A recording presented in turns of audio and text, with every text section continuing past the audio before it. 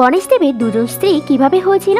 গণেশদেব যখন বিবাহের যোগ্য হয়ে যায় তখন বিশ্বকর্মা তার দুই কন্যা ঋদ্ধি ও সিদ্ধির সম্বন্ধ নিয়ে কৈলাসে আসেন। তাদের দুজনকে দেখে গণেশদেব চিন্তায় পড়ে যান আর ভাবেন এই দুজনের মধ্যে কে তার স্ত্রী হবে।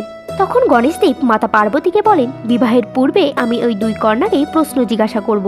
তবে এখানে তো দুজন কন্যা আছে, আমি কাকে প্রশ্ন জিজ্ঞাসা করব?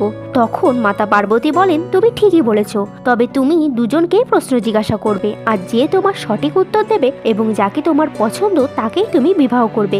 গণেশদেব সকলকে একত্রিত হতে বলেন আর ঋদ্ধি ও সিদ্ধিকে বসতে বলেন আর বলেন, আপনাদের দুজনের এখানে সব থেকে উঁচু আসনে বসতে হবে, আর আসন এমন হতে হবে যাতে কোনো বড়দেরকে অসম্মান না করা হয়।